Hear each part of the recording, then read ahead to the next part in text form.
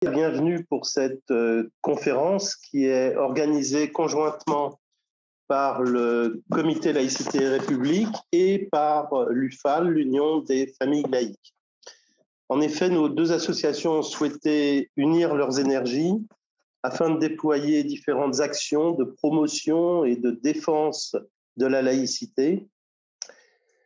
La conférence de ce jour constitue donc une première manifestation qui associe le CLR et l'UFAL.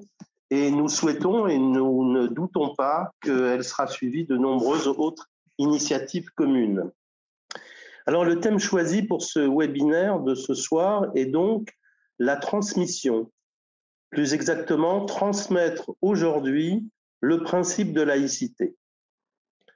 Chacun sait que la question de la laïcité fait actuellement et depuis de nombreuses années l'objet de débats, de polémiques, d'attaques, mais aussi de récupérations diverses.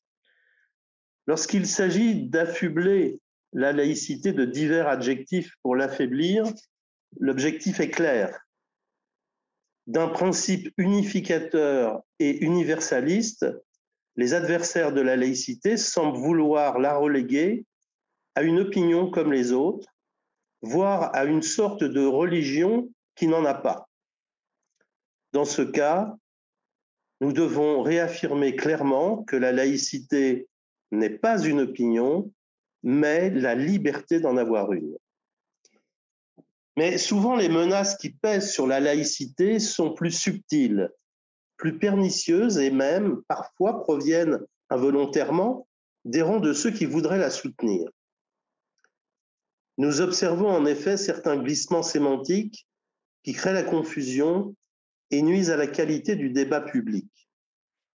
Au fil du temps, pour parler de laïcité, certains termes ou expressions se sont banalisés. On entend parler de vivre ensemble, de sens du commun, de diversité, de liberté de croyance. En place du rappel des principes républicains, nous entendons donc actuellement des discours prétendument fédérateurs qui, sous couvert d'évocation de la laïcité, empruntent assez souvent un vocabulaire quasi religieux. L'utilisation de cette terminologie molle a clairement comme conséquence de vider la laïcité, le concept de laïcité, de son sens profond et donc d'en affaiblir la portée. Alors on voit souvent des études d'opinion qui nous indiquent que les Français se considèrent très majoritairement attachés à la laïcité. Mais réfléchissons, de quoi parle-t-il au juste ? Quelle réalité recouvre pour eux cette notion de laïcité ? Et puis, quelles confusions se sont-elles installées dans l'esprit des citoyens ? C'est pour toutes ces raisons qu'il nous paraît indispensable ce soir de revenir au sens premier de la laïcité et de redonner force et précision au vocabulaire utilisé pour en parler. Il s'agit de retrouver les voies d'un discours apte à transmettre avec efficacité et sans ambiguïté les principes émancipateurs qui régissent notre République laïque. Cet objectif de transmission est bien entendu en premier lieu focalisé sur les plus jeunes générations, celles qui ne voient pas, qui ne voient plus en quoi la laïcité peut constituer une ossature essentielle dans leur vie de futurs citoyens. Alors, pour nous aider dans cette tâche, nous avons demandé à nos amis Charles Aramburu et Charles Coutel de nous éclairer sur 4 concepts. La laïcité, la neutralité, la liberté de conscience et enfin l'émancipation. Charles Aramburu est agrégé de lettres classiques. Il a enseigné en lycée, en collège, à l'école normale d'instituteurs. Il est ancien élève de l'ENA, haut fonctionnaire et est aujourd'hui magistrat financier honoraire. Il est par ailleurs membre du bureau national de l'UFAL en charge des questions de laïcité. Charles Coutel, pour sa part, est universitaire et philosophe. Ses travaux portent principalement sur la philosophie des Lumières et sur l'histoire de l'école républicaine. Il collabore à la revue Cause républicaine et il vient de publier l'ouvrage Pour une république sociale et laïque chez l'Harmattan dans la collection Débats laïques dirigée par Gérard Delfaux. Cet ouvrage est d'ailleurs préfacé par notre ami Patrick Kessel. Alors après avoir entendu successivement Charles et Charles nous proposer leur propre définition de ces 4 concepts, je répète, laïcité, neutralité, liberté de conscience et émancipation, le débat pourra s'engager avec les participants. Alors, petit mode d'emploi, ceux qui le souhaitent pourront poser leurs questions en cliquant sur la pastille que vous trouverez en bas et au centre de votre écran, Q et R, c'est-à-dire questions et réponses. Vous aurez alors la possibilité de taper le texte de votre question. Tous les participants auront accès à l'ensemble des textes posés et ils pourront voter pour voir traiter les questions qu'ils privilégient. Donc celles-ci seront donc posées, ces questions, aux orateurs dans l'ordre de priorité issu du vote. Alors, petite recommandation enfin, de manière à fluidifier la séance de questions-réponses et pour permettre à chacun de s'exprimer, nous vous remercions de veiller à proposer des questions courtes et à éviter les longs commentaires qui ralentiraient bien sûr le rythme de nos échanges. À l'issue de notre discussion, nous aurons une conclusion par Gilbert Abergel et par Christian Gaudret. On pense que s'accorder de l'ordre d'1h30 au total, y compris les questions. Alors, un petit rappel pour ceux qui ne les connaîtraient pas. Gilbert Abergel est président du CLR, du Comité Laïcité République. Il est psychanalyste et ancien grand maître du Grand Orient de France. Christian Gaudret est militant laïque depuis 30 ans. Il est président de l'UFAL depuis 7 ans, je crois. Et il est également militant familial et vice-président de l'UDAF de la Gironde. Voilà, je vous souhaite donc une très bonne conférence et je cède tout de suite la parole à Charles Coutel afin qu'il nous présente sa propre conception des concepts que nous avons retenus ce soir. Tu as la parole, Charles. Merci infiniment. Bonsoir à tout le monde. Il y a un adage vieux persan qui dit « Abondance de Charles ne nuit pas ». Fin de citation. Donc, bonsoir à tous. Merci aux amis de Vigilance Collège-Lycée, Vigilance Université, aux amis de l'Observatoire du décolonialisme de nous avoir rejoints. Ils me le signalèrent, donc je les salue, ainsi bien évidemment que les militants du CLR et de l'UFAL. Merci pour cette confiance. Je n'abuserai pas de la parole. Chemin faisant, je définirai comme je peux, d'une manière perfectible, bien sûr, les 4 mots sur lesquels nous avons un petit peu décidé de méditer ensemble. Je laisse à l'autre Charles le soin de développer ce qui vraisemblablement rend ce travail de définition non seulement intéressant, mais absolument nécessaire. Il développe dans un certain nombre de ses contributions le concept de fossé générationnel, car tout se passe comme si l'évidence laïque, l'évidence républicaine qui caractérisait le personnel associatif, les élus, les citoyens, jusqu'à 1974, instruits par l'école de la République, tout se passe comme si l'évidence républicaine était en quelque sorte méconnue. Donc, la question, à travers la définition de ces beaux concepts qu'il s'agit de reconquérir, eh bien, la question, c'est comment allons-nous réussir à combler ce fossé générationnel? Pour mesurer cette responsabilité, il faut peut-être prendre le temps de repérer 4 grandes difficultés, mais qui rendent encore plus nécessaire ces définitions. La première difficulté, donc, elle est sociologique. Les mots qui, pour nous, j'ai 70 ans, mais je me soigne, eh bien, ces mots qui semblaient évidents ne le sont plus. Alors, pour quelles raisons y a-t-il ce fossé générationnel, cette difficulté, disons, politique et sociologique, dont l'expression, encore tout à fait récemment, s'exprime malheureusement par ce phénomène dramatique de l'abstention. La seconde difficulté, elle est de l'ordre médiatique. Aujourd'hui, nous confondons trop souvent, sauf à l'UFAL, sauf au CLR, transmettre et communiquer. Le mot communiquer a envahi complètement l'espace public et, depuis le confinement, l'espace privé. Tout le monde sent ce qui ne va pas dans cette surabondance de la communication. Or, les principes de la République rappelés par notre ami Jean-Pierre ont besoin de s'appuyer sur une tradition.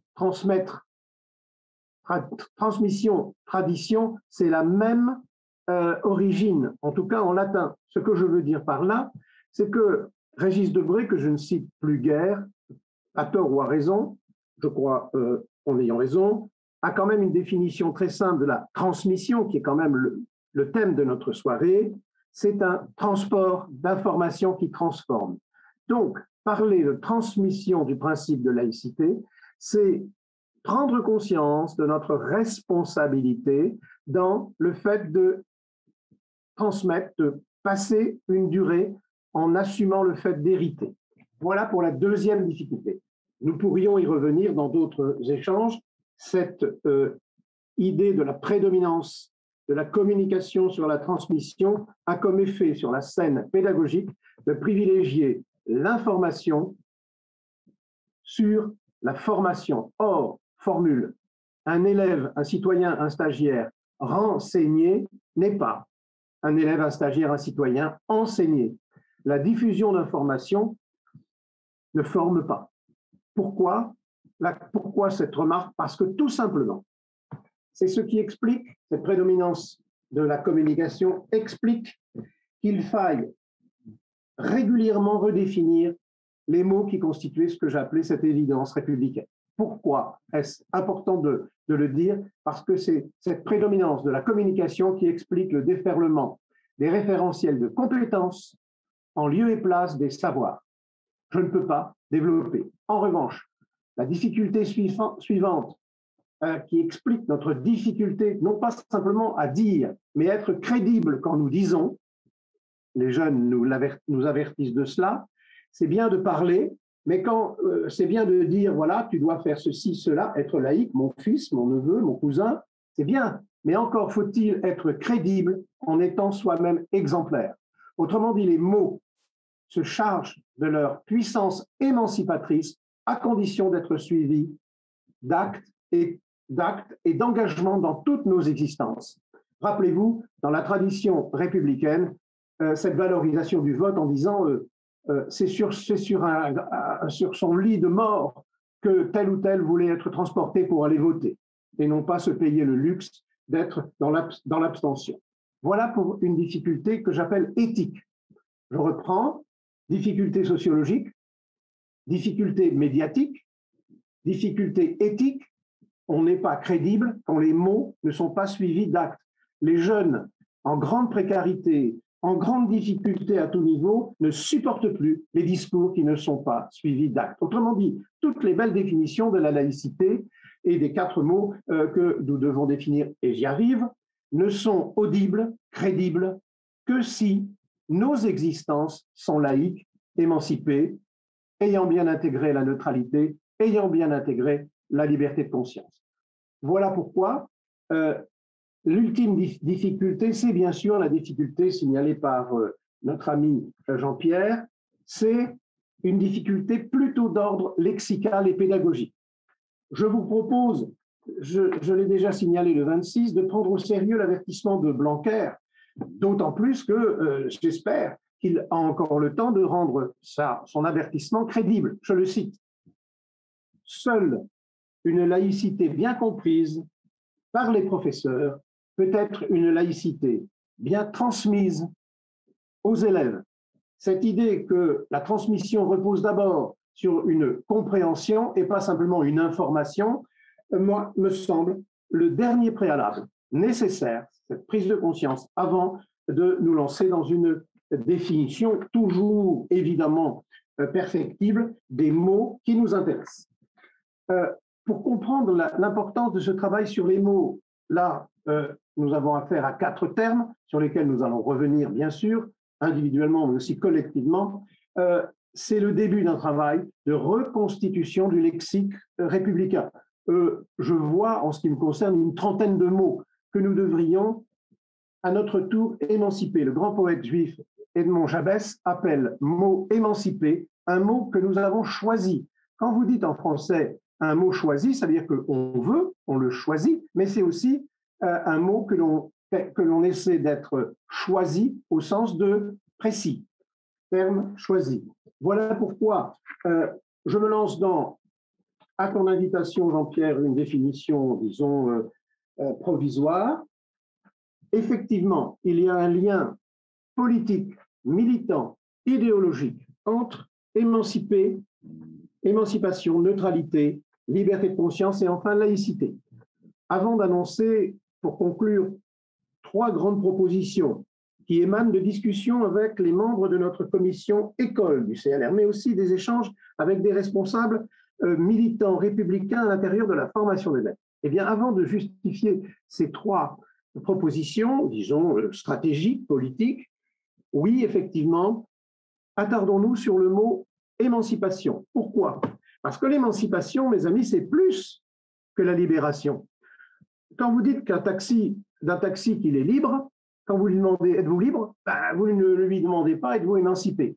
L'émancipation, c'est ma définition, suppose un retour critique et généalogique sur ce qui m'aliénait avant mon émancipation. Voilà pourquoi la grande tradition des Lumières, mais aussi toute la tradition humaniste, Homère, Virgile, le Voltaire de Candide, n'est encore actuelle que parce qu'il fait l'archéologie des illusions que nous entretenons quand nous voyageons et que nous décidons de revenir pour cultiver notre jardin. L'émancipation, c'est la conscience critique et militante de la libération. La neutralité est encore, plus que l'émancipation, l'objet d'une grande confusion. Dans la tradition républicaine, bien évidemment, Ferdinand Buisson, la neutralité s'applique bien sûr sur le domaine confessionnel. La neutralité est d'abord confessionnelle, c'est, j'allais dire, tout l'acquis de la loi de 1905. Oui, mais, ça n'a jamais voulu dire, la neutralité, qu'on soit neutre sur le plan philosophique ou sur le plan politique. La neutralité vis-à-vis des confessions doit, dans la tradition républicaine, je peux vous donner 50 noms et 50 ouvrages, cette neutralité confessionnelle se prolonge, s'épanouit dans un amour bien compris de la République et dans une défense argumentée de tous les principes républicains qui sont en quelque sorte résumés dans la devise. Quant à la liberté de conscience, c'est évidemment le même enjeu et c'est sur cette expression que doit, à mon avis, s'exercer notre esprit critique, parce que la liberté de conscience, c'est tout sauf simplement la liberté religieuse ou voire même la liberté de croire. La liberté de conscience, un certain nombre de penseurs, d'associations ajoutent à un moment donné, 1877, liberté absolue de conscience. Dans l'expression liberté absolue de conscience, mes amis, c'est absolu qui me semble essentiel. Tous les mots sont importants. Alors, une fois qu'on a un petit peu visité de manière critique émancipation, neutralité, liberté de conscience, on peut se lancer dans ce qui est évidemment une entreprise de saut à l'élastique tout à fait périlleux. Il me semble qu'à partir de cette nécessité de transmettre, avec la conscience de la perfectibilité et de notre état politique et aussi de nos limites historiques, j'appellerais volontiers laïcité un principe, notre principe constitutionnel, permettant la coexistence pacifique et rationnelle des libertés individuelles, j'ai presque envie de dire singulières, éclairée, car quand la singularité n'est pas éclairée, elle devient, ça n'est pas une insulte, elle devient trop idiosyncrasique, trop particulière, individualiste, égocentrique. Et ce, au sein d'une nation définie comme une entité non pas ethnique, mais civique. Ces composantes permettent de faire de l'association républicaine ce que, à la fois, Lacan et la tradition mathématique appellent une classe paradoxale, un ensemble qui rassemble des individus capables de se défendre, de résister à tout conformisme. Voilà pourquoi c'est un petit peu une marotte d'un space cowboy vieillissant.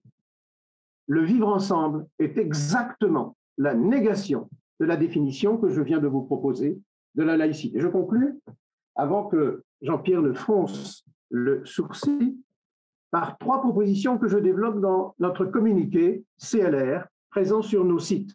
Nos, c'est UFAL, CLR, main dans la main. La première proposition pour que ce travail de clarification que nous entamons soit prolongé pour cette fameuse trentaine de concepts opérationnels, peut-être 35.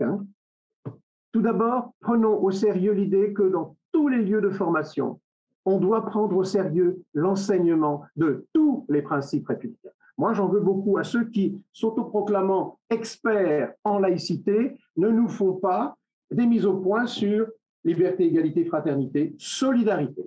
J'ajoute, pour des raisons de trajectoire de formation, hospitalité. La deuxième proposition me semble très importante aussi, je soumets cela à l'avis de tout le monde et bien sûr à toi, Charles. Il me semble que partout, notamment dans la formation des maîtres, on devrait prendre au sérieux ce que j'appelle l'approche juridique des principes républicains, notamment dans la formation des maîtres.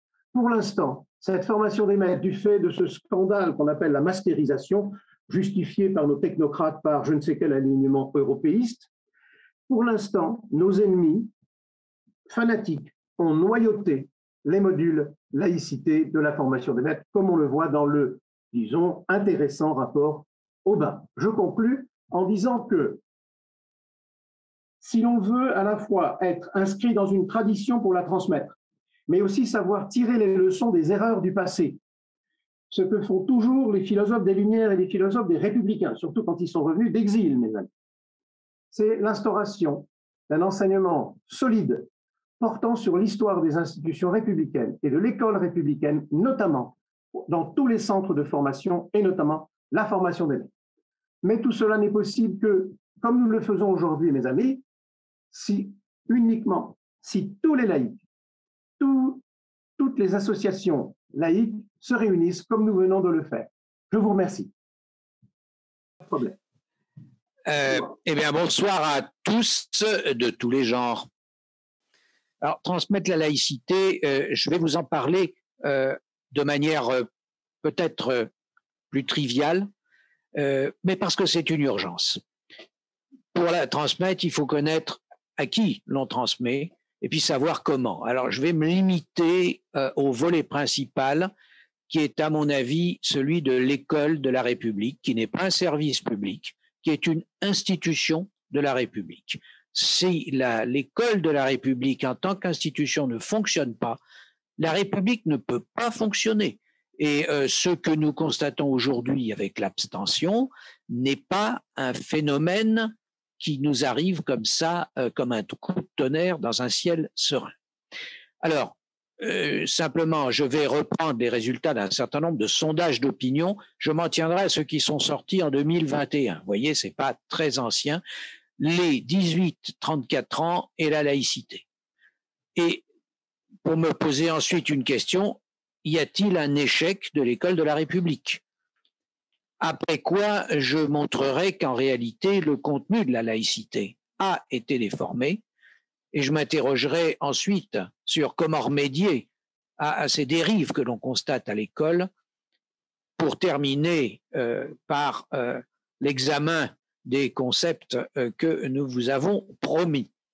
Alors, première chose, les sondages les plus récents. Je vais aller vite, mais il y a un fossé générationnel entre les 18-34 ans et puis leurs aînés sur la laïcité. C'est-à-dire que les jeunes ne se disent même plus laïcs. Malgré le vieillissement de la France, les moins de 34 ans représentent quand même 41% de la population et les 18-34, plus de 20%. Ce sont les actifs des années en cours et à venir, et ça durera jusqu'aux 3/4 du siècle présent. Or, tous les sondages concordent, ces 18-34 ans sont moins laïcs que leurs aînés. Alors, simplement, une enquête de l'Observatoire de la laïcité via Voice, janvier 2021. 74% des 65 ans et plus définissent correctement la laïcité. Ils ne sont plus que 49% des 18-34. Un sondage qui a fait parler de lui, beaucoup plus récent, avril 2021. IFOP, Grand Orient de France, sur l'Alsace et la Moselle. Alors qu'un tiers seulement des Français sont favorables au financement public des cultes. Ils sont la majorité, 56% chez les 18-24 ans. Et chez les 25-34, ils sont encore 46%. Deuxième enseignement, la majorité des Français, selon le même sondage, souhaitent la suppression du Concordat, y compris en Alsace-Moselle, où ils sont 52%, contre 78% sur l'ensemble du territoire. Mais en Alsace-Moselle, chez les 18-24 ans, il n'y en a plus que 45%.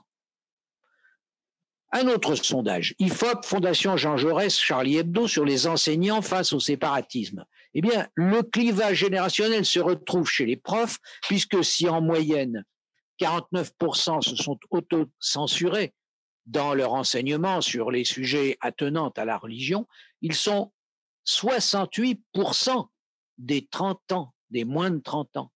Alors on touche une question centrale, ce sera ma deuxième interrogation. Y a-t-il un échec de l'école de la République? Parce que tous ces jeunes ont bénéficié de programmes scolaires qui, depuis 20 ans, ne cessent de nous annoncer un renforcement de la laïcité. Alors, deux autres sondages vont nous éclairer sur les élèves du secondaire. D'abord, un sondage assez ancien, un sondage du CNESCO et du CNAM, Arts et Métiers. Le CNESCO est un organisme qui dépend du ministère de l'Éducation nationale. Ce sont des données recueillies en 2018, exploitées en 2020, sur les attitudes citoyennes des collégiens et lycéens. Il a été effectué, je le signale quand même, c'est un biais énorme, pendant le temps scolaire. On risque de trouver un biais de conformité, et on le trouve. Mais il porte, il faut le dire, sur 16 000 interviewés. C'est quand même beaucoup plus considérable que les sondages IFOP qui portent sur des échantillons d'1 millier de personnes. Alors, le CNESCO, évidemment émanant du ministère, se réjouit de constater que 9 jeunes sur 10 considèrent important, je cite, d'être tolérants entre eux, même s'ils n'ont pas les mêmes croyances. Personnellement, je trouve ce résultat très douteux, parce que les harcèlements scolaires, parfois tragiques, il y a des suicides, témoignent au contraire d'une montée de l'intolérance. Surtout, et j'y reviendrai, la laïcité ne peut pas se confondre avec la tolérance religieuse. Autre enseignement, le CNESCO se félicite, à mon avis, trop vite, que plus de 60% des élèves soient défavorables à la visibilité de la religion dans l'espace scolaire. Eh oui, ça veut dire quand même que plus d'un tiers d'entre eux y sont favorables. Pourcentage préoccupant qui, en plus, augmente avec la durée du passage dans l'enseignement secondaire. 36% des collégiens, mais 38% des lycéens, alors que la loi du 15 mars 2004, réglementant le port des signes religieux à l'école publique par les élèves de l'école publique, est connue et appliquée.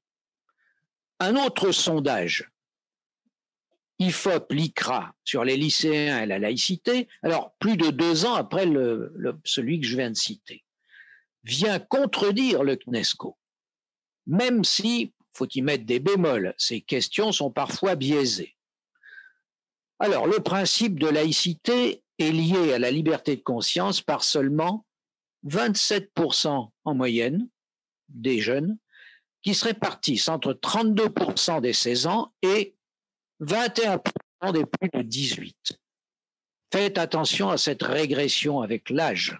On va la retrouver pour tous les autres items de ce sondage. Ainsi, sur le port des signes religieux par les accompagnateurs bénévoles de sorties scolaires, il est approuvé majoritairement, 57% en moyenne, dont 65% des 18 ans et plus.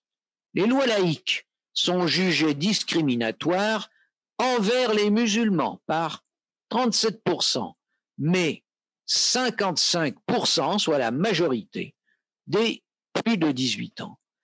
La critique outrageante des religions, c'est-à-dire le délit de blasphème, est majoritairement rejetée, 52%, mais 55% des plus de 18 ans. Un cinquième des 15 ans estime que les journaux ont eu tort de publier les caricatures du prophète Mahomet, mais ils sont un tiers chez les plus de 18 ans. Résultat surprenant, plus longue est la scolarisation, plus l'attachement à la laïcité diminue. Ces deux sondages spécifiques obligent donc à réfléchir à la façon paradoxale dont l'école a choisi de transmettre les valeurs de la République, ce qui sont les termes de la loi. Alors comment ce contenu de la laïcité a été déformé? L'école n'a pas failli. L'enquête CNESCO entend d'ailleurs montrer le contraire, c'est normal. Mais même l'étude IFOP-LICRA fait apparaître qu'au moins une définition formelle de la laïcité a été transmise. Les lycéens ne sont pas ignorants, c'est pire que ça. Ils ont été déformés. Alors revenons à l'étude de CNESCO, puisqu'elle émane du ministère. Elle repose en réalité sur une conception effectivement déformée de la laïcité, et donc elle va se plaire à en retrouver la confirmation dans ses résultats, ce qu'on appelle le biais de conformité. La responsable du CNESCO, Madame Nathalie Mons, en livre la véritable définition de cette laïcité. En fait, elle vise à montrer qu'en Europe, finalement, tous les pays convergent. Je la cite. La neutralité religieuse de l'État, la séparation des pouvoirs temporels et spirituels, et leur corollaire, la non-discrimination fondée sur la religion, les libertés de conscience et d'expression. Fin de citation. Alors, citation dépourvue de pertinence, puisque cette définition s'applique aussi bien au Royaume-Uni, qui est un pays non laïque et qui ne prétend pas l'être, qu'à la France. Elle est typique de ce que l'on retrouve chez les universitaires beaubérotistes de l'École pratique des hautes études en sciences sociales, fondateur d'ailleurs de Vigie de la laïcité avec feu l'observateur de la laïcité. La liberté de conscience, placée pourtant en tête de l'article 1er de la loi de 1905, est par eux réduite à un corollaire de la neutralité de l'État. On croit rêver. Alors comment remédier à cette dérive de la transmission par l'école? En réalité, l'école impose aux élèves une injonction paradoxale. Adhérer à la laïcité, mais à partir d'une définition erronée. Et en même temps, apprendre le fait religieux parce qu'il est au programme. Alors, je vais tout de suite donner une définition exacte. Oui, il faut savoir de temps en temps discerner le juste de l'injuste. Ma définition de la laïcité est exacte juridiquement et philosophiquement également. Parce que c'est écrit dans la loi, c'est tout. C'est la laïcité, le cadre juridique assurant la liberté de conscience dont le libre exercice des cultes est le corollaire, mais ce n'est qu'un des corollaires. Elle le fait grâce au principe de séparation des religions et des autorités publiques. Bon, là, je vous ai résumé les deux premiers articles de la loi de 1905 et la philosophie qui les anime, qui est reprise, qu'on le veuille ou non, et le Conseil constitutionnel a fini par le constater en 2013, par la Constitution dans son article 1er. Or, la liberté de conscience, elle implique le droit de ne pas croire ou, comme le dit l'historien Patrick Veil, avec lequel je ne suis pas toujours d'accord, mais là que je vais me plaire à le citer parce qu'il s'oppose à d'autres historiens que j'ai évoqués précédemment, dans son ouvrage récent de la laïcité en France. C'est le droit, dit-il, d'exister comme citoyen sans identification à une religion. Et il considère que, je le cite, les programmes de l'école publique ont leur part de responsabilité dans l'affectation des jeunes Français à une identification à la religion, du fait de l'instauration de l'enseignement du fait religieux, à quoi il estime préférable l'enseignement de l'histoire coloniale et celui de la laïcité, tout simplement. Je le rejoins là-dessus, étant précisé que l'enseignement de la laïcité doit être avant tout historique, notamment pour nous expliquer que la loi de 1905, contrairement à ce que prétendent les bobérotistes et les bianquistes, n'est pas une loi de compromis et d'apaisement. C'est une loi de combat, ce que Patrick Weil démontre évidemment. Il y a eu de morts, au moins en 1906, pour compter les chandeliers. C'est quand même un enseignement qui ne doit jamais glisser vers le prêchi-prêcha idéologique, ce que parfois les meilleurs esprits ont tendance à faire. Mieux, l'essentiel de la transmission de la laïcité, elle ne se fait pas par l'enseignement de la laïcité, il se fait par les savoirs en tant que tels. C'est en étudiant, forcément de façon laïque, les sciences de la vie et de la terre, l'histoire, la philosophie, la physique, les mathématiques, la littérature, les arts plastiques, le PS, la musique, que sais-je, que l'on apprend la laïcité. Plus on diminue la part des savoirs académiques, même si c'est pour y mettre l'enseignement moral et civique, on affaiblit en réalité la culture de la laïcité. Au contraire, l'enseignement du fait religieux, que fait-il? Eh bien, c'est de fait un des vecteurs de résistance à la laïcité qui affecte la génération lycéenne. Alors, je vais citer le commentaire que fait l'IFOP de son sondage IFOP-LICRA, qui note, je cite, un certain relativisme des valeurs et un grand respect pour les minorités religieuses. Eh oui, toutes les religions se valent, et sous-entendu, rien ne vaut une religion. L'école laïque donne ainsi paradoxalement une place exclusive à la religion, alors que, faut-il le rappeler, tellement c'est évident, ni le fait athée, ni même l'histoire de l'incroyance ne font l'objet d'un enseignement spécifique qu'aucun incroyant ne demande au demeurant, mais que les humanistes souhaiteraient voir davantage inscrit. La liberté de conscience est ainsi transmise sous une forme réduite et déséquilibrée. Non seulement l'école de la République n'a pas inversé la tendance générationnelle à l'éloignement de la laïcité, mais elle y a contribué. Alors concluons en précisant les concepts. Il faut impérativement corriger le cadre scolaire de la transmission de la laïcité. En premier lieu, former les enseignants et les personnels administratifs de façon systématique et selon un référentiel national unique et obligatoire, et pas au gré des SP et des universités de France et de Navarre. Voir là-dessus les rapports de Meckenem et Aubin, qui sont éclairants sur la question et qui font tous les deux cette proposition. Mais encore faut-il que les concepts soient précisés une fois pour toutes. Alors, j'ai indiqué plutôt ce qu'était la laïcité et son objet, la liberté de conscience. Je vais pour terminer esquisser deux autres notions. Esquisser car je ne suis pas philosophe. La neutralité, qui est le moyen, et l'émancipation du citoyen, qui est la fin.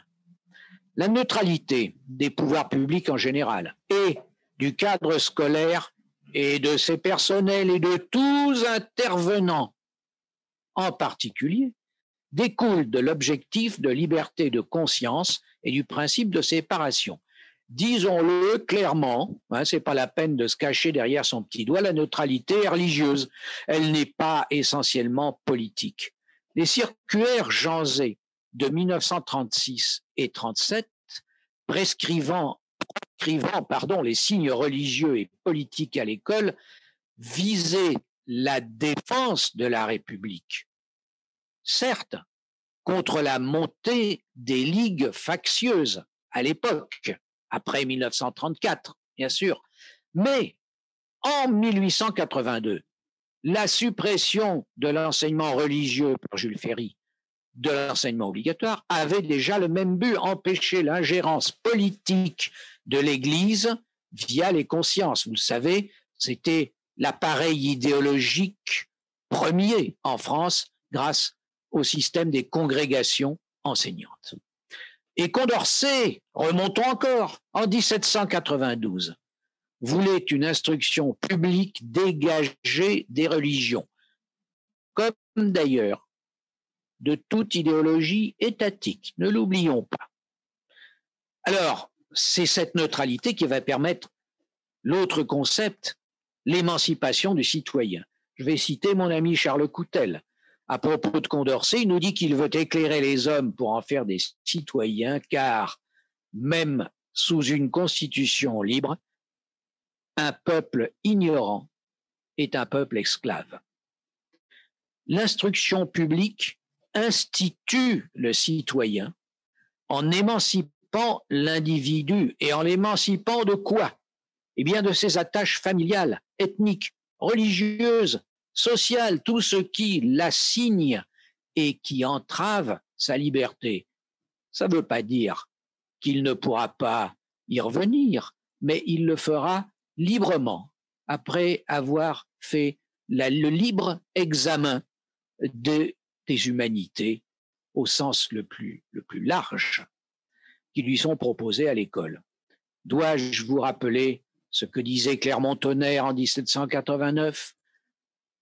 Il faut tout refuser aux Juifs comme nation et tout accorder aux Juifs comme individus. Je veux qu'ils soient citoyens. Ah oui.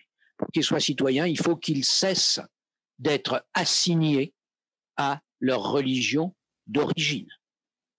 Pour conclure, d'une phrase destinée à la réflexion, la laïcité étant à la fois le cadre et l'objet de la transmission, eh bien l'essentiel tient dans le cadre.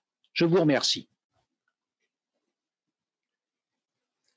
Bon, merci à nos deux Charles pour ces présentations qui, je pense, vont susciter des questions.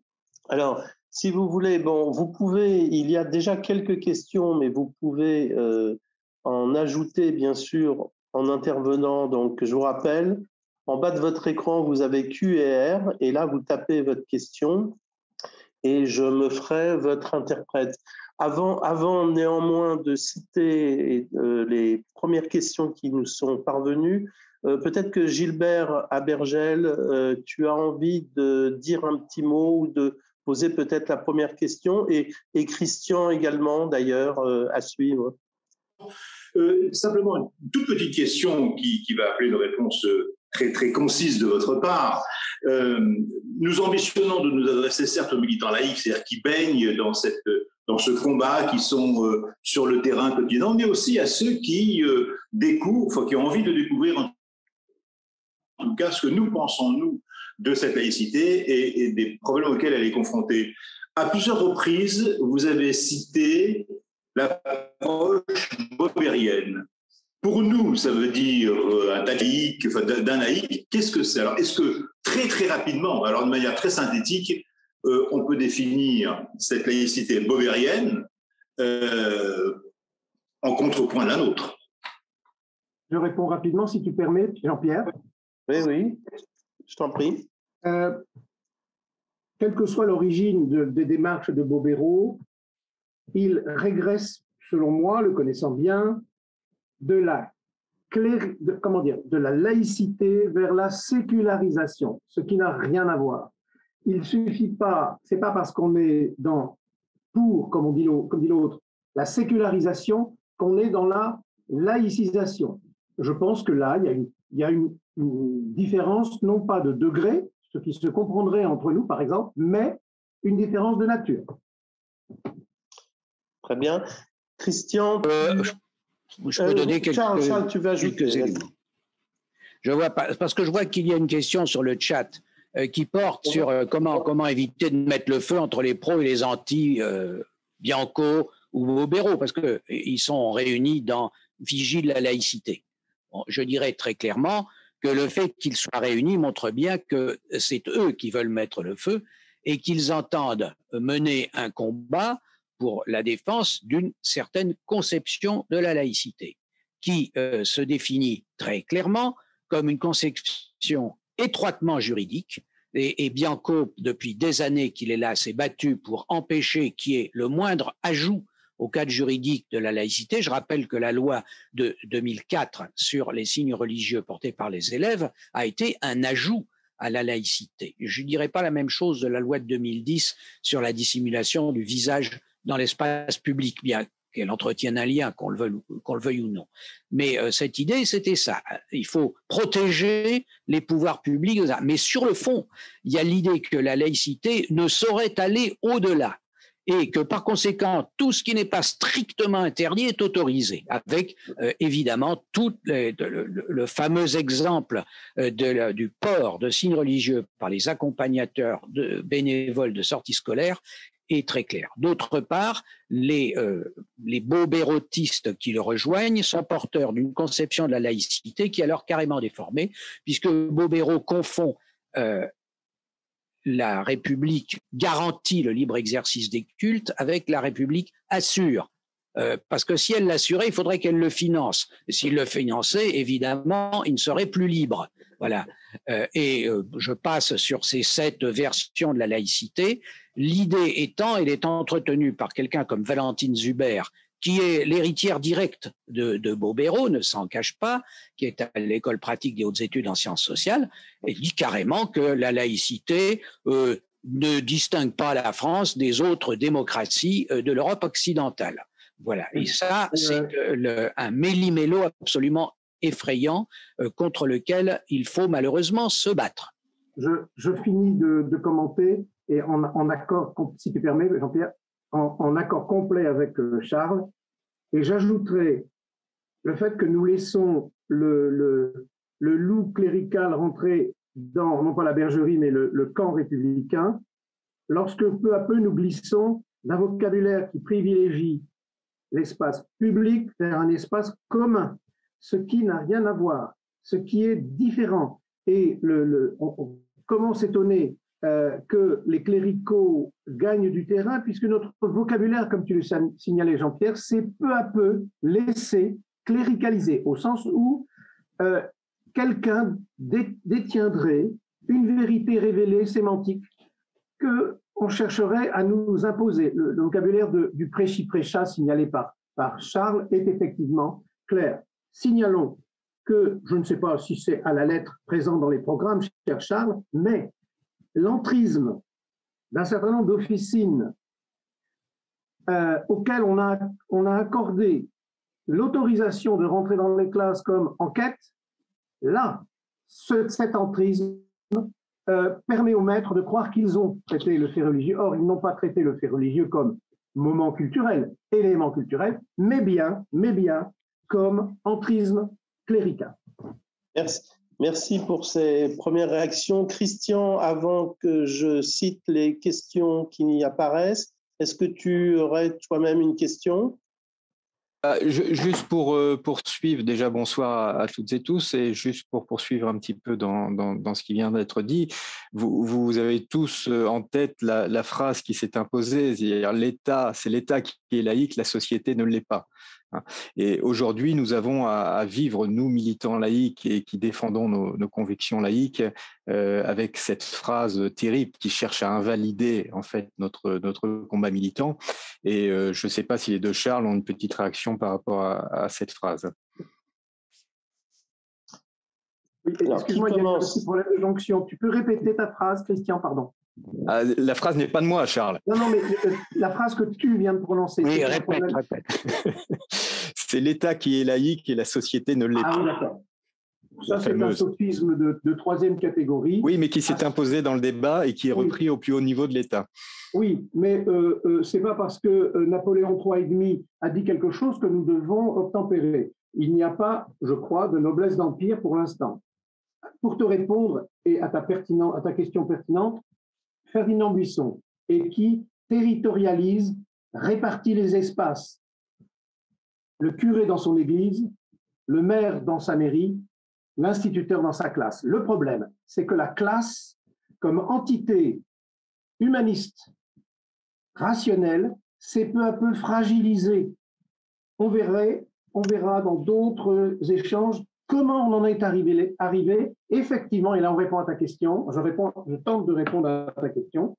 Si l'on fait de la classe un espace social, au lieu d'en faire un lieu d'émancipation intellectuelle, éthique et civique, alors oui, c'est la socialisation de la société, si je puis dire, qui va prédominer sur les lieux d'émancipation. Alors, question très grave. Je peux répondre très clairement et de façon abrupte. Ça ne m'est pas premier, mais pour une fois, je m'y essaierai. C'est faux. Voilà. Il est faux de dire que la société n'est pas laïque. Qu'a fait la Révolution française? En 1792, elle a rendu l'état civil laïque. Elle l'a arraché à la religion. Je vous rappelle que d'ailleurs c'est un mécanisme qui avait été amorcé sous l'effet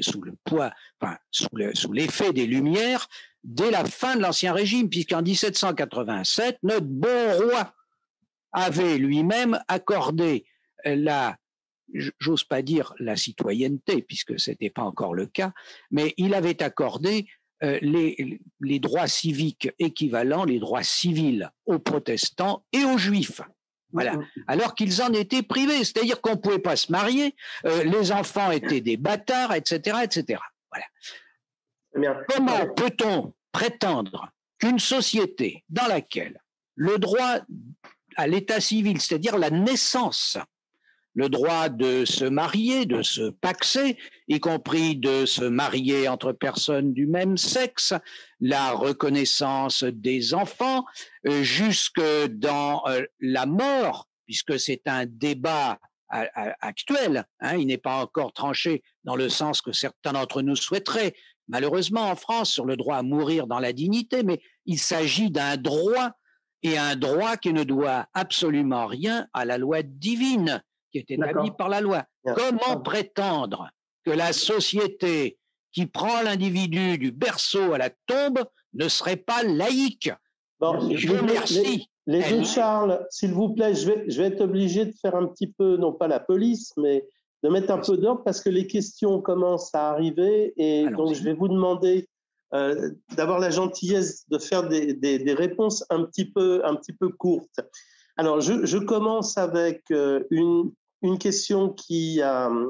Alors, j'avais une question, mais Charles Aramburu, tu l'as traité tout à l'heure, c'était le clivage qu'il pouvait y avoir dans les associations laïques entre celles qui finalement soutenaient ou étaient proches de l'Observatoire de laïcité et celles qui ne le sont pas. Je pense que ça a été traité. Donc, je passe tout de suite à la question suivante.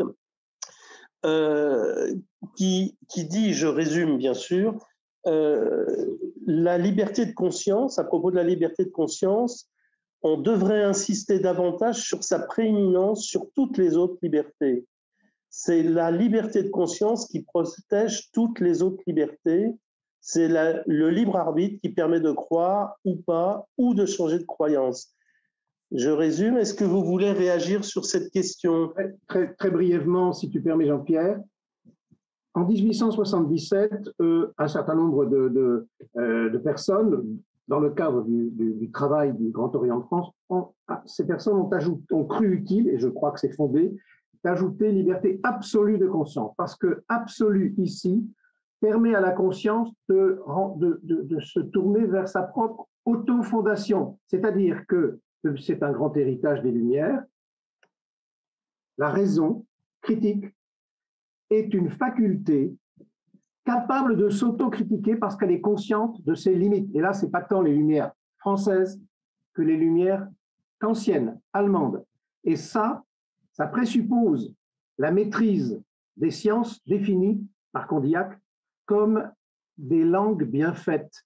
Il y a donc un lien entre l'effondrement, la confusion autour du mot conscience. Notre ami qui me pose la question est tout à fait bien inspiré, éclairé. C'est que tout simplement, cette conscience, elle est nourrie par la qualité des savoirs élémentaires transmis et la qualité, l'ampleur, la richesse du vocabulaire qui permet à un individu d'oser sa liberté à travers l'accès à son propre style. Comme dit Colette, je ne veux pas être trop long, tu as raison, parler avec les mots de tout le monde, mais comme personne. D'accord. Alors, Charles, veux-tu ajouter quelque chose? Oui, je vais là-dessus, je vais être beaucoup plus terre à terre que Charles, parce que la liberté de conscience n'est pas absolue. Elle n'est absolue que pour des gens qui se réunissent en vertu de principes communs et qui se reconnaissent entre eux, comme les francs-maçons, par exemple. Parce que la liberté de conscience comporte bien sûr un volet absolu, c'est la liberté de penser. Mais c'est la seule, et il faut le dire, c'est la seule de toutes les libertés qui soit absolue. Ah oui. Mais à partir du moment où vous exprimez ce que vous pensez. À ce moment-là, vous le faites, relisez l'article 1er de la loi 1905, dans le cadre de l'ordre public déterminé par la loi et du respect des droits et libertés d'autrui. C'est-à-dire que la liberté de ce que la Convention européenne appelle liberté de pensée, de conscience, de religion, la liberté de pensée est absolue, c'est la seule absolue, et ça, il faut le rappeler. Toutes les autres, mais y compris la liberté d'exprimer sa non-croyance ou de critiquer les croyances, sont relatives car elles sont déterminées dans le cadre de l'ordre public. Merci Charles. Une autre question sur tout à fait autre chose. À considérer que la laïcité est un principe dit de gauche, ce qui revient souvent dans les débats, dans les conférences. Si on considère ça, la laïcité ne devient-elle pas un dogme à l'instar de l'écologie dite de gauche, par exemple? Est-ce que ça vous exprime? Si Charles le permet, très rapidement, l'idée même d'accoler la recherche, l'étude, l'enseignement du principe de laïcité à l'idée d'un dogme est contre-productif et, à mon avis, faux, puisque le rapport critique à soi définit l'universalisme humaniste hérité des Lumières, ou alors on fait comme si il existait hors des individus une vérité révélée. Même les monothéistes, à travers la figure de Noé, a cru utile de faire précéder la révélation, entre guillemets, mosaïque, par les tables de Noé, c'est-à-dire des tables reposant sur, je vous renvoie à Lévinas, sur la rationalité humaine. Alors, sur cette question-là, je dirais, souvenez-vous de ce que n'arrête pas de répéter Elisabeth Badinter. La gauche a trahi la laïcité. Oui. Donc, moi, il me paraît quand même un peu aventureux de venir dire que la laïcité, et je le regrette profondément, soit une valeur de gauche. N'a-t-on pas parlé d'islamo-gauchisme? On n'a pas parlé d'islamo-droitisme, hein, oui. Malheureusement. Inversement, on constate qu'il y a un certain nombre de citoyens républicains, mais qui se rattachent à la droite, qui sont attachés à la laïcité. Moi, j'en ai rencontré en étant auditionné au Sénat. Je ne dis pas que j'approuve les démarches politiciennes qui ont été menées au Sénat autour de la loi dite séparatisme. Mais je connais des républicains sincères qui appartiennent à des partis opposés à la majorité actuelle et qui pensent, comme il convient, que la laïcité est un des principes fondamentaux de la République. Merci. Alors, je passe à autre chose, si je la retrouve. Pardon. Voilà. Alors, l'emploi du terme neutralité n'est-il pas dommageable pour la défense de la laïcité en comparaison d'un terme qui serait peut-être plus approprié, celui d'impartialité? Je réponds tout de suite. J'avance un petit peu. La neutralité en dériverait seulement, l'impartialité devenant alors première dans une définition de la laïcité. Alors, je vais intervenir tout de suite. Pourquoi? Parce que je suis magistrat. Et l'impartialité, c'est ce que l'on attend du magistrat. Le magistrat, il a à trancher entre deux causes. Voilà. Le fonctionnaire, il n'a pas à trancher. Le fonctionnaire, il exécute le service public. Par conséquent, on attend de lui la neutralité. On attend qu'il n'exprime pas son point de vue personnel.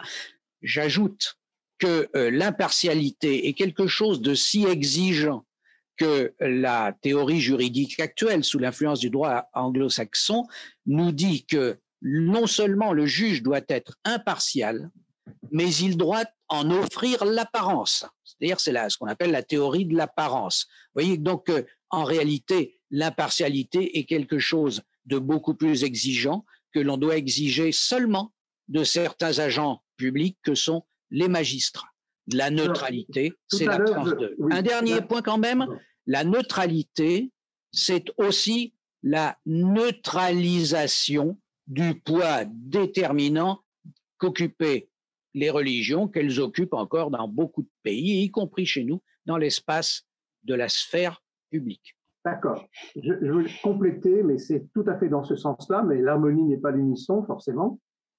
Neutralité, quand domine une religion, ça a un certain sens, c'est ce que dit Charles, je suis d'accord. Mais on ne peut pas écarter l'idée que cette neutralité reprend sa valeur de combat si on a affaire, mais c'était le cas du catholicisme, du moins d'après les analyses tocquevilliennes, de religions qui mettent au-dessus de la raison les lois de Dieu, comme certains discours qui le prétendent. Je maintiens que le mot neutralité, simplement privatif, suspensif, doit peut-être renvoyer à la nécessité de ne pas neutraliser l'esprit républicain. Quand, en 1905, on dit neutralité, on évoque le contexte de la séparation, et là, évidemment, mais dans le même temps, le combat pour la science, pour la République, prenait force et vigueur. Donc, neutralité, c'est pas suspendre tout engagement pour la République, c'est au contraire s'engager pour la raison, la science et la fraternité.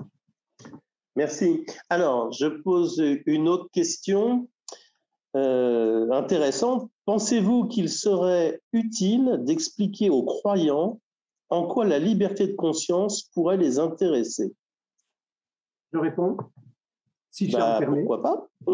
Non, mais il se trouve que pendant une dizaine d'années, j'ai dirigé, mais nul n'est parfait, un institut d'études des faits religieux qui était en totale opposition avec les thèses cléricales de l'Institut d'études des faits religieux fondé par Régis Debray. Nous avons eu un certain nombre de colloques sur le rôle des controverses dans la religion. Or, que constate-t-on? C'est que beaucoup de religieux pensent que la lutte contre leur propre cléricalisation était une des conditions d'exercice de leur propre croyance. C'est-à-dire que, alors on ne va pas vous faire le coup de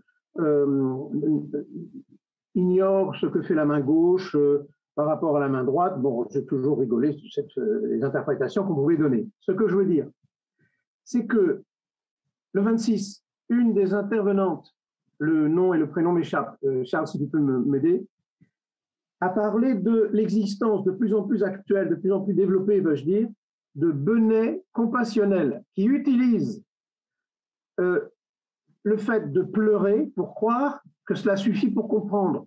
Or, la religion, certes, c'est un opium au sens de Marx, mais n'oublions pas, je parle sous votre contrôle, que l'opium, c'est aussi ce qui provisoirement m'aide à moins souffrir pour mieux me rétablir.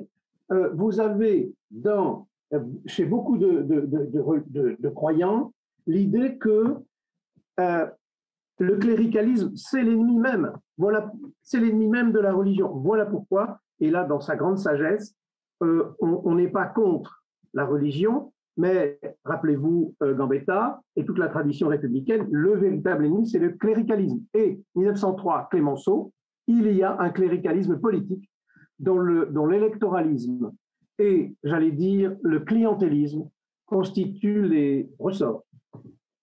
Alors, moi, je vais sortir de la neutralité quand même, parce que il faut aussi dire qu'il y a des croyants, mais depuis toujours, qui considèrent que la laïcité est une chance pour la foi, et qui l'ont dit.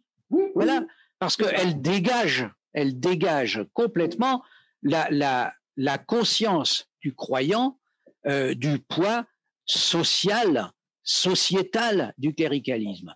Je vais vous avouer une chose, j'ai été enfant de chœur, ma mère était dame catéchiste, voilà, et je n'ai jamais renié mon baptême, mais j'ai toujours été élevé, là c'est pour ça que je pense à la transmission, j'ai toujours été élevé dans cette double idée.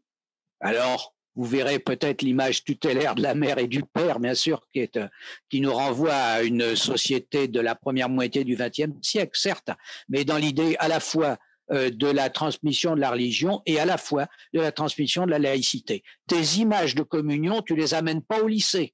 Tu ne vas pas habillé en scout au lycée. Voilà. Mais j'aimerais quand même, cher Charles, te voir en Baguera, à la tête d'une manifestation d'une de nos associations. Je dois avouer en nourrir par avance une certaine sympathie. Et en enfant de cœur. Oui. Peut-être, écoute, tu iras directement vers la sainteté, à mon avis. On va rester sur cette perspective et passer peut-être à la question suivante, qui peut faire un peu le lien aussi. Transmettre la laïcité, n'est-ce pas aussi apprendre aux élèves à distinguer constat de fait et jugement de valeur, voir les références à Max Weber notamment. Très juste. Et si tu me permets, j'irai plus loin. Le compassionnel du vivre ensemble, quelquefois un peu sociétal sur les bords, aime beaucoup les valeurs. Parce qu'à travers les valeurs, qui est comme les montres de Dali, tellement molle qu'elle ne développe, qu'elle ne montre aucune heure, le mot valeur est redoutable. Vous avez vu dans les débats du législateur, on a quand même oscillé entre les valeurs et les principes et on s'est arrêté aux principes. Et c'est fondamental. Rappelez-vous, mais là c'est une taquinerie de compagnon de route de Voltaire, sinon de Condorcet, c'est que valeur, ça renvoie à valoir pour. C'est-à-dire que la charité, ça vaut pour beaucoup d'autres valeurs que l'on ne pratique pas. Je suis désolé, quand on parle des valeurs de la République dans la majorité actuelle, c'est pour ne pas les définir. Alors que les principes sont à définir tout le temps. Est-ce que je peux, Charles, avant que tu interviennes, j'ai une autre question qui rebondit totalement sur ce que tu viens de dire. Transmettre la laïcité, n'est-ce pas défendre la distinction que fait Catherine Kinsler entre valeurs et principes, et je la cite, « Les valeurs ne sont que des objets de croyance. Les principes n'ont pas besoin d'être traités comme des objets de culte. On les discute, on y consent parce qu'on en établit la nécessité et l'utilité. Oui. Cela repose sur la discussion. On n'est pas obligé de les aimer. » Tout à fait. Et il est même chaudement recommandé par la faculté de commencer par être impassible en face des principes. Je discutais beaucoup, j'ai eu de longues discussions avec Souad Ayada, qui a présidé à la réforme d'un certain nombre de programmes, en disant que le rôle de l'école, ça n'est pas d'abord d'intéresser au sens d'attrait. Quand on va dans un club de vacances, il faut que les attractions se succèdent sans arrêt. Non.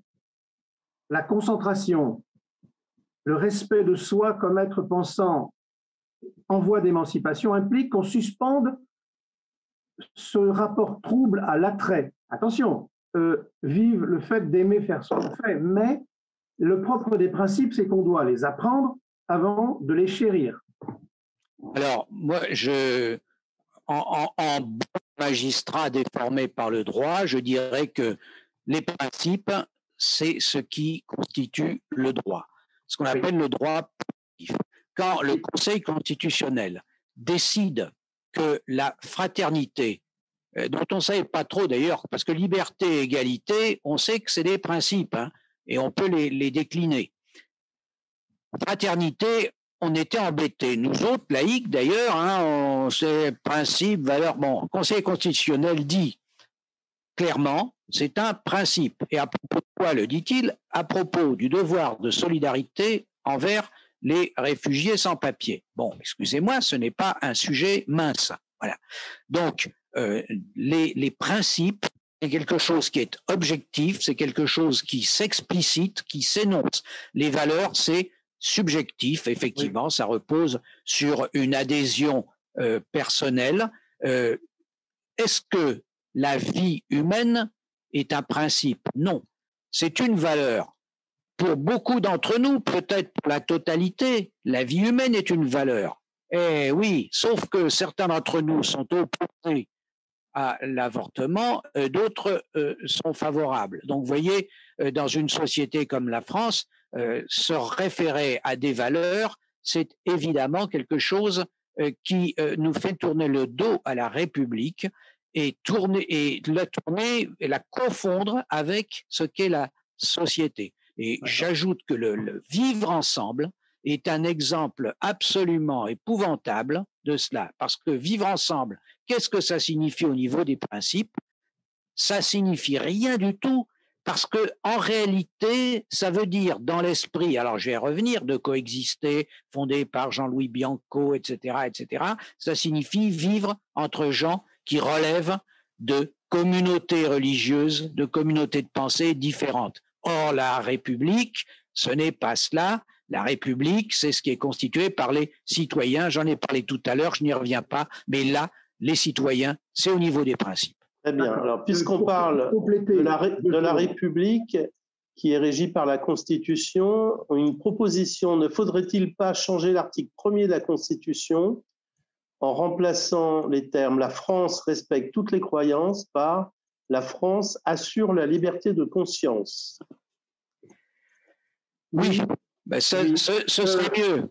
Ce serait mieux, mais pour finir, par rapport, faire le lien avec cette question et la précédente, parce que tout se tient, glisser des principes aux valeurs, c'est glisser de la sollicitude humaniste qui respecte les individus à la régression compassionnelle. Et ça, la montée du compassionnel est strictement, soyons un tout petit peu militants, disons, communistes, cette montée du compassionnel par le biais des valeurs est strictement contemporaine de la baisse des moyens donnés au service public. Il faut se diviser, se couper en quatre pour assurer à travers la santé notre salut, entre guillemets. Hein. Alors, la phrase en question est une phrase extrêmement malheureuse, à mon avis, qui a été rajoutée au moment de la constitutionnalisation de la laïcité, en fait. C'était un cadeau qui a été fait aux démocrates chrétiens ou à ceux qui en restaient. Absolument. Voilà. Comment peut-on l'interpréter? Parce qu'il faut aller plus loin. Est-ce que ça doit être interprété comme la République respecte le droit de croire que Dieu ayant créé les hommes tels qu'ils sont, il est coupable de faire l'enseignement du darwinisme à l'école? Non. Pour moi, ça doit s'interpréter uniquement comme la République respecte toutes les croyances, elle ne se mêle d'aucune croyance, elle se tient à l'écart, elle est neutre. Ce respect-là, c'est tout simplement, comme on dit, respecter la ligne jaune, respecter les consignes. Le moins possible d'entrer dans les financements, ce qui fait qu'à un moment donné, le denier du culte s'inverse et c'est l'État qui fait des concessions financières, comme on l'a vu dernièrement. Et je pense que le CLR a eu sonore d'avoir fait une analyse de cette concession faite par l'exécutif. Nos deux amis Charles, le temps passe et les questions sont encore là. Donc je vous rappelle une seconde fois à l'ordre, très gentiment et amicalement. Alors une question qui évoque Mila, la jeune génération dont on a parlé tout à l'heure, qui a du mal avec la laïcité, et celle-ci qui ne soutient pas Mila, je résume, qui ne la protège pas. Cette génération qui fait prévaloir l'uniformité des consciences au lieu de s'enrichir des différences de l'autre est également celle qui ne va pas voter. Quelle conclusion en tirez-vous? moi j'en tire une conclusion qui a fait l'objet de mon préjugé introductif, qui est de dire, voilà, ça c'est le résultat de l'enseignement du fait religieux exclusif à l'école. C'est-à-dire qu'on a enseigné à des générations d'élèves, les 18-34 ans d'aujourd'hui, on leur a enseigné que ce qui comptait, c'était la croyance. Voilà. Et donc la non-croyance est quelque chose qui leur est absolument inenvisageable. Le résultat, ben, nous l'avons sous les yeux. Alors, cela dit, je pense qu'il ne faut pas dramatiser non plus, il ne faut pas se flageller, parce que ce n'est pas exact que, y compris les jeunes, sont complètement hermétiques à la notion de, mais qu'on laisse la liberté d'expression. Après, on va discuter, bien sûr, des bornes de cette liberté, l'ordre public, j'en ai parlé tout à l'heure. Défense sans condition de Mila, en tant que elle est en quelque sorte la fille d'une Marianne opprimée, dont les principes ont été méconnus, refoulés, déformés, comme le signalait Charles. Que, en notre fort intérieur, nous doutions de tel ou tel terme plutôt que tel autre, c'est notre affaire personnelle. Soutien indéfectible vis-à-vis de Mila, soutien indéfectible à la rédaction de Charlie Hebdo, au Chevalier de la Barre, comme nous l'avons signalé le 26. Très bien. Une autre question, je vous propose de prendre encore 2-3 questions et ensuite de donner la parole à nos deux présidents pour qu'ils puissent conclure. Alors, une question qui se rapporte aux États généraux de la laïcité. Des États généraux de la laïcité devraient voir le jour dans quelques mois ou quelques semaines. Que pensez-vous de la présence des cultes dans le cadre de ces 10 États généraux? Évidemment, le mélange des genres supplée les carences de la puissance publique, un peu comme les soupes populaires cléricales on remplace les soupes populaires publiques. Moi, je suis atterré quand je vois l'abbé Pierre être obligé de tenir lieu, d'imposer une politique de la ville.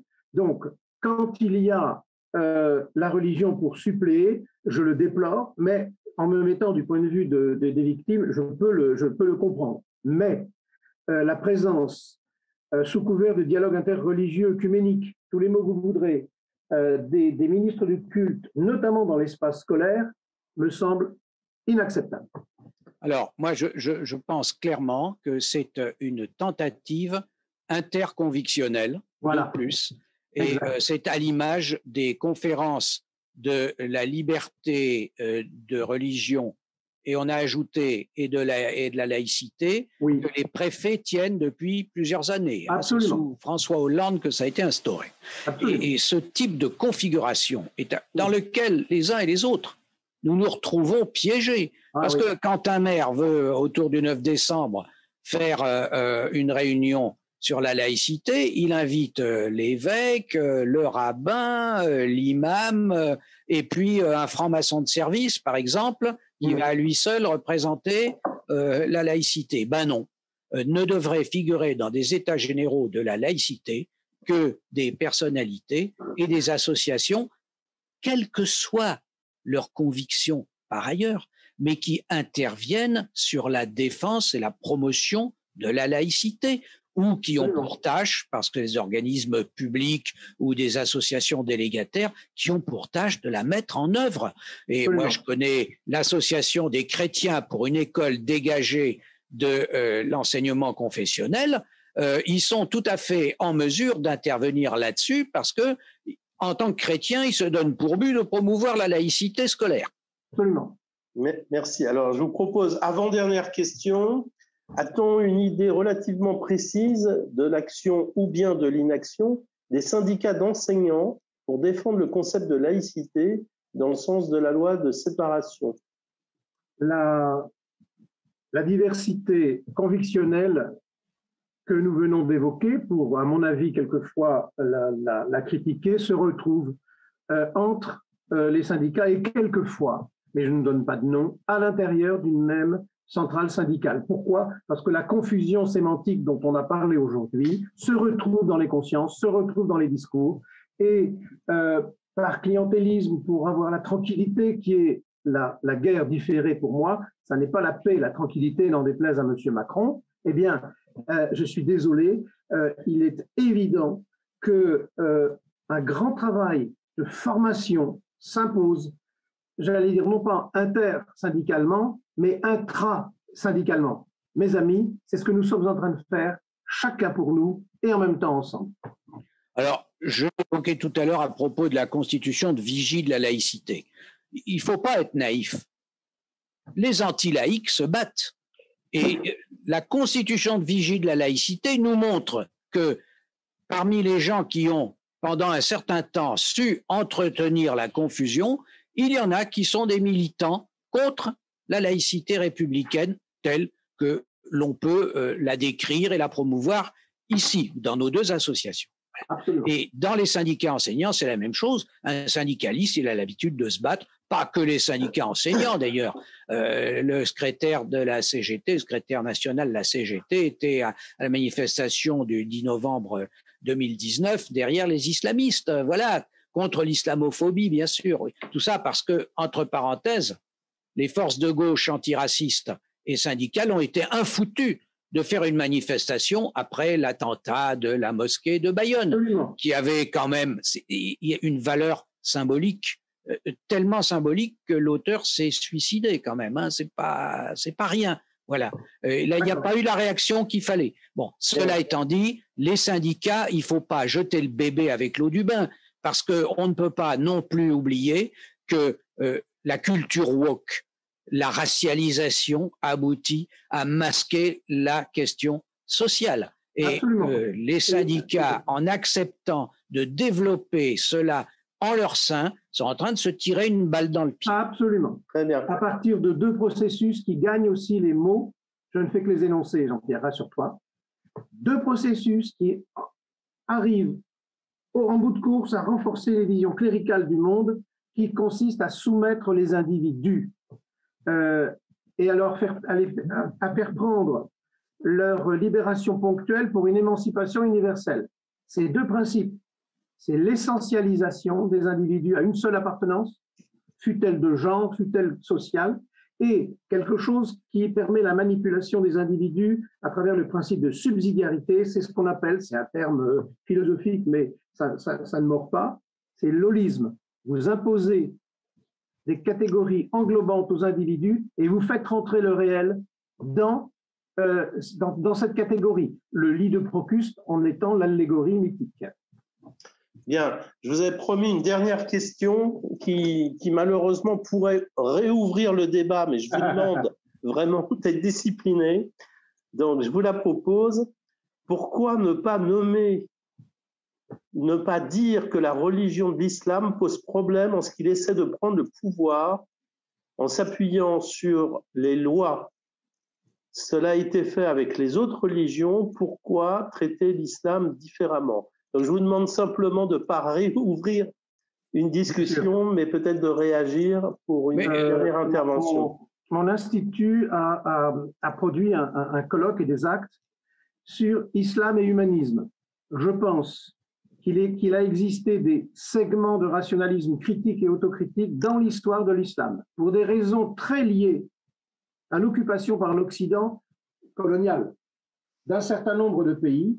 Le repli identitaire politique s'est accompagné d'une régression fixiste au sein de l'islam. Et puisque la tradition intéresse beaucoup Charles, c'est effectivement la négation de la puissance inventive de la tradition qui aurait été oubliée, négligée par un certain islam. Alors, moi je dis pourquoi ne pas dire ça? Parce que c'est faux. Parce que l'islam, pas plus qu'une autre religion, ne serait coupable. L'islam est exactement coupable comme toutes les religions le sont. Par nature, une religion va chercher à prendre le pouvoir. Alors simplement, on fait semblant de découvrir qu'il y a dans celle-ci, comme dans les autres, des germes, mais on ne peut pas mettre, si on est un laïc convaincu, on ne rentre pas dans les considérations pour savoir s'il y a ou s'il n'y a pas un islam des Lumières. Moi, ça ne me concerne pas, ça concerne les croyants. C'est leur affaire. Je m'excuse de le dire, mais j'ai connu une église catholique qui était beaucoup plus progressiste il y a 40 ou 50 ans que ce qu'elle est devenue maintenant, où il est tenu en main, y compris dans les séminaires, par des jeunes gens qui viennent de la droite extrême, hein, très souvent. Bon. Donc, ne nous occupons pas de cela, ne jetons pas l'opprobre sur une religion plutôt que sur une autre, nous reconnaissons la liberté de culte. Mais la liberté de culte s'exerce, c'est là qu'elle est neutralisée. Elle s'exerce dans le cadre privé, dans le cadre des associations cultuelles, et là, c'est pas la loi séparatisme qui va contribuer à y mettre totalement le holà, et elle ne doit en aucun cas pénétrer la sphère publique. Maintenant, dans toutes les religions, vous avez la même chose. Je vous rappelle que le bouddhisme, qui a été, si j'ose dire, sacralisé par un certain nombre de nos intellectuels en France, a montré de quoi il était capable en tant que religion, de quel massacre il était capable dans un certain nombre de pays. Voilà. En 2015, une anecdote, Catherine Kinsler et moi manifestions comme des millions de Français et nous avons croisé quelqu'un tenant un panneau « Avant toute religion, l'humanité ». Très bien. Merci pour ce dernier mot. Je m'excuse pour les personnes qui ont posé des questions, mais on ne peut pas absolument toutes les traiter. Mais merci Aude Charles pour ces réponses. Donc, je vous propose donc, alors je ne sais pas dans quel ordre, Gilbert, si tu veux commencer, quelques propos conclusifs et ensuite nous pourrons nous quitter. Gilbert. Très bien, je vais commencer par remercier bien sûr nos amis Charles, remercier les intervenants qui ont posé leurs questions, qui ont manifesté tout leur intérêt pour cette réunion, et puis revenir peut-être un petit peu avant de conclure réellement sur une question qui a été posée par l'un des participants, qui nous avait dit son embarras quand elle était confrontée à des associations qui ne savaient plus où tourner la tête, observatoire, pas observateur, etc. C'est-à-dire qu'il faut clairement dire que l'Observatoire de la laïcité, aujourd'hui défunt, a failli à sa tâche lorsque, par exemple, à de nombreuses reprises, il a déclaré qu'il n'y avait pas de problème de la laïcité en France. Bon, cela suffit à le discréditer et je crois que sur cette question-là, le débat devrait être clos. Ce soir, nous avons eu l'intention, comme vous l'avez dit, comme vous l'a dit notre animateur Jean-Pierre Malosto, nous avions l'intention de parler un peu de laïcité, des concepts qui ont été triturés, qui ont été pervertis par les adversaires de la laïcité. À l'évidence, ce n'est pas un webinaire comme celui que nous venons de vivre, fût-il l'hôte de propos les plus subtils, les plus intelligents qui soient, qui suffira à relever le défi. La tâche ne fait que commencer lorsque l'on voit la détermination de ceux qui aujourd'hui se structurent et prétendent organiser la pensée au sein de notre République. Le dernier avatar, la dernière initiative a été évoquée, cette création de cette vigie de la laïcité est absolument révélatrice de leur détermination et aussi doit nous inciter à être encore plus déterminés qu'eux. Ce n'était pas une réunion pour se lamenter, hein. Nous ne souhaitons pas nous lamenter. Nous ne souhaitons pas non plus, contrairement à ce qui aurait pu transparaître, stigmatiser qui que ce soit. C'est vrai qu'on se plaint très souvent de la faiblesse des convictions laïques des jeunes citoyens, hein, la fameuse tranche 15-34 ans. Ne soyons pas victimes à notre tour d'une lecture trop chiffrée, hein, de cette réalité. Il y a des jeunes, heureusement, nous en connaissons, qui sont aujourd'hui déterminés à défendre la laïcité.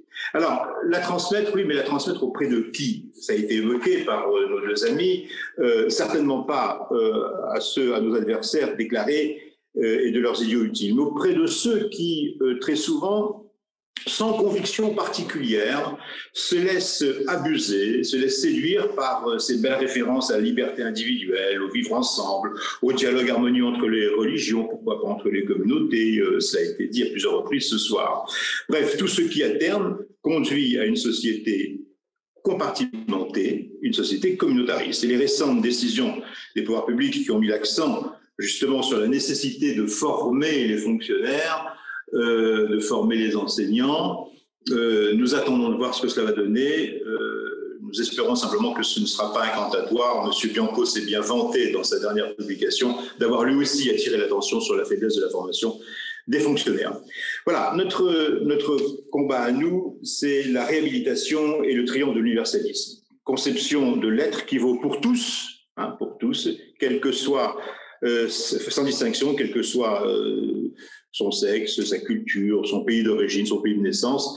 C'est simplement une volonté de maintenir en vie le projet des Lumières, si violemment attaqué par tous ceux qui sont les fameux décoloniaux ou les tenants de cette culture woke.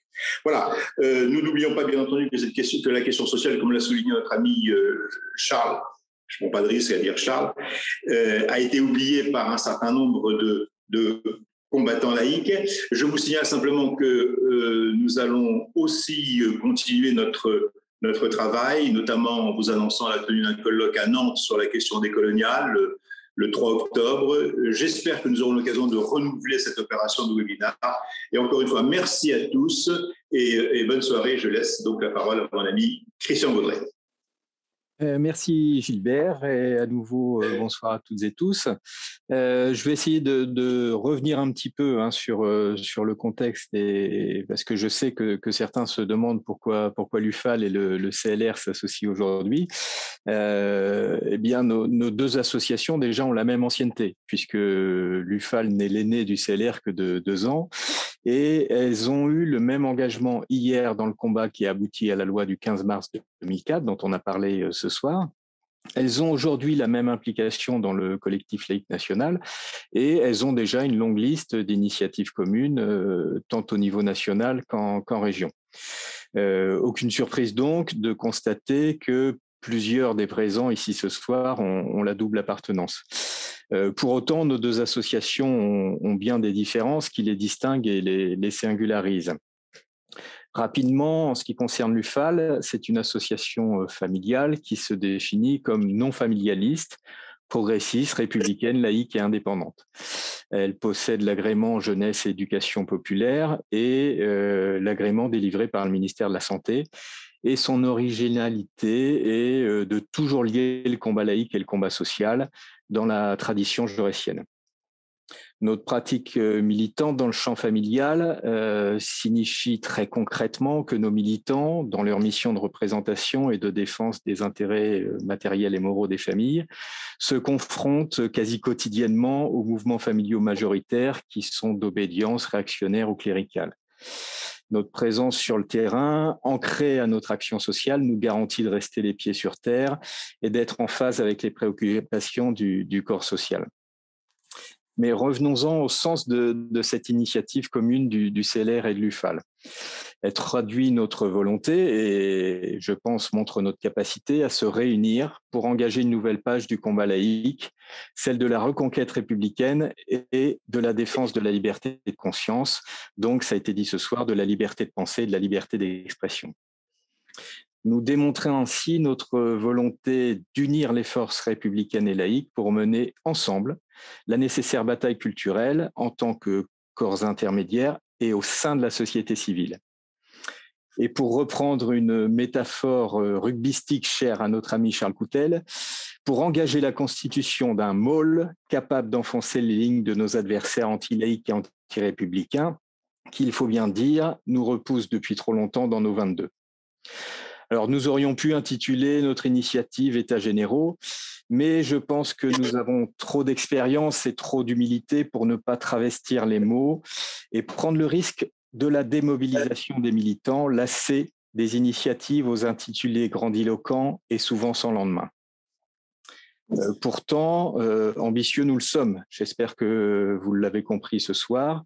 Et les lendemains, il y en aura. Nous pouvons vous le promettre ici ce soir. Mais nous reprenons l'ouvrage à la base, car nous ne pourrons récolter que si nous avons semé et nous ne pourrons semer que si nous avons labouré. La condition de la citoyenneté, c'est la transmission des principes, d'où le webinaire de ce soir qui concerne le principe de laïcité. D'où aussi la revue Cause républicaine dont je vous recommande la lecture et je fais la publicité ici ce soir en direct. Les quelques signaux positifs du gouvernement apparaissent aujourd'hui insignifiants et seulement destinés à tamiser la lumière de ceux qui se réclament des lumières.